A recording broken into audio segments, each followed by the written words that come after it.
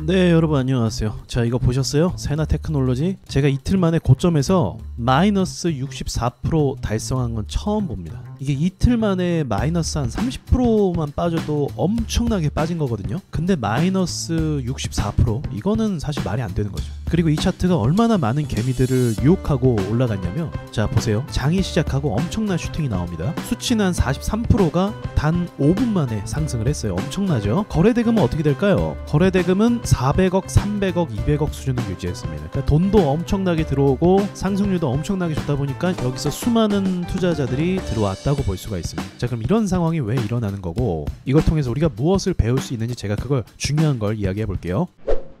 자, 시장 분위기가 최근에 어땠어요? 굉장히 좋았죠?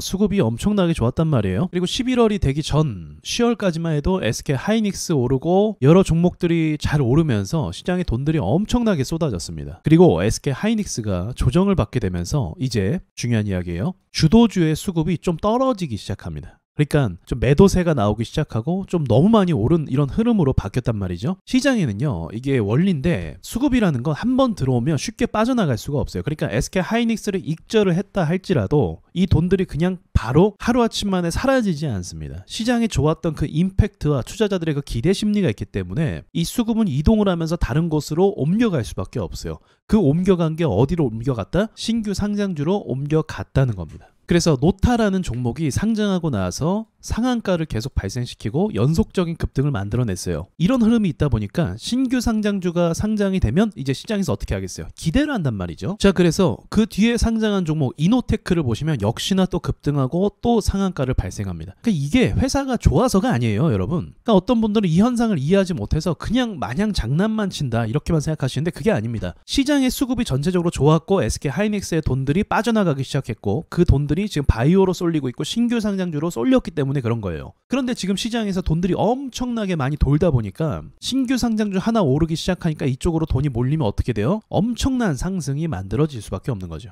시장의 수급이 받쳐줘서 그랬던 것이고, 처음에 노타라는 종목에서 좋게 올랐었고 그리고 이노테크에서도 좋게 올랐기 때문에 그 뒤로 신규 상장주가 상장할 때마다 이러한 주목을 받을 수 있게 된 거죠. 그러나 어떻게 볼 수 있어요? 본질적으로 회사가 좋아서 매출이 오를 것 같아서 이 회사에 대한 기대감이 있어서 섹터가 좋아서가 아니라 단순히 신규 상장주라는 그 이유만으로 상승했던 거예요. 그러니까 결과가 어떻게 됩니까? 회사를 보고 투자한 게 아니에요. 그냥 신규 상장주가 잘 오르니까 그거 이유 하나만으로 투자한 겁니다. 그럼 이 종목을 홀딩할 이유가 있을까요? 없다는 거죠. 그래서 매도세가 이렇게 나오게 되는 거죠. 그리고 이렇게 신규 상장주에서 돈이 빠지기 시작하니까 세나테크놀로지, 아까 맨 처음에 봤던 거, 그 종목 역시도 계속적으로 돈이 빠져나가게 되는 겁니다. 그러니까 이거는 회사가 좋고 안 좋고의 차원이 아니라 묻지마 매수세가 들어왔고 이제는 묻지마 매도세가 발생하기 시작하는 거예요.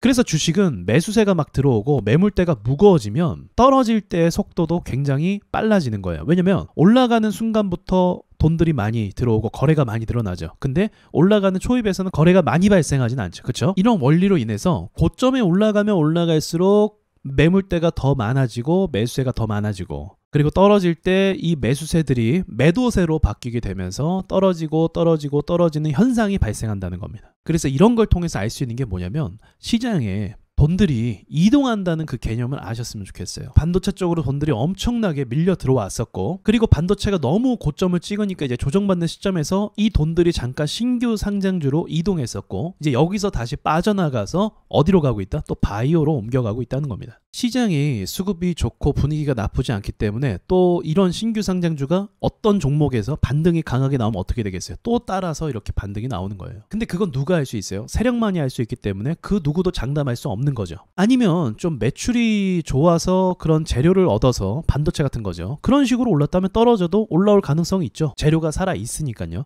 근데 신규 상장주는 그게 아니라는 거죠. 그러니까 지금 세나테크놀로지에 들어왔던 거래대금 300억 이상, 200억 이상 이런 돈들은, 그러니까 놀랍게도 단타 자금이라는 거예요. 세력들의 돈들도 있겠지만 단타하려는 사람들, 돈들이 옮겨가는 것에 있어서 내가 매수하고 싶어하는 그런 일시적인 자금일 가능성이 굉장히 높다는 거죠. 충격적이죠. 굉장히 규모가 높죠. 그래서 요즘에는 단타하는 사람들이 더 많아졌기 때문에 단타 물량 때문에 차트가 망가지고 무너지는 모습도 꽤 많이 관찰할 수 있어요.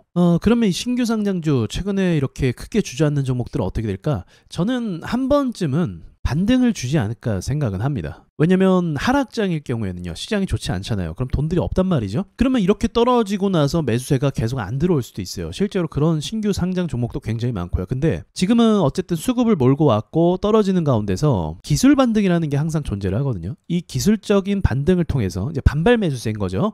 너무 크게 빠진 거 아니야? 생각하면서 매수가 들어오는 거예요. 그런 매수세로 인해서 한 번쯤은 반등에 성공하지 않을까, 그것도 강한 반등 이런 거 성공하지 않을까 생각은 하고 있어요. 그러니까 마치면서 여러분, 이렇게 시장의 원리를 모르고 단순히 수급만 보고 투자해서는 안 됩니다. 예전에는요, 수급만 봐도 괜찮았던 시점이 있었어요. 그러니까 거래량이나 거래 대금 말하는 거예요. 근데 지금은 아니에요. 왜냐면 조금 전에 말씀드렸던 것처럼 단타 물량들이 상상을 초월합니다. 그러니까 2022년부터 24년도까지 시장이 좋지 않았잖아요. 시장이 좋지 않다 보니까 국내 투자자들의 많은 사람들이 단타 투자자로 바뀌게 됐습니다. 그러니까 차트상으로 흔드는 것도 심하고 어떤 종목이 올라가면 곧바로 실시간 검색 순위에 막 1위에 찍혀 있고 단타꾼들이 굉장히 많아요. 그래서 이제는 수급만 보면 안 된다는 거예요. 이 단타 물량도 섞여 있기 때문에 조금 더 그 외의 것들을 봐야 한다. 흐름을 더 자세히 봐야 된다. 그렇게 말씀드릴 수 있겠네요. 이거 물리신 분들 아마 구독자분들 중에도 있을 것 같은데, 신규 상장주에서 항상 주식 고수도 마찬가지예요. 신규 상장주에서 크게 손실을 많이 내요. 그러니까 다음부터 여러분께서는 좀 조심할 필요가 있을 것 같아요. 자, 마치겠습니다.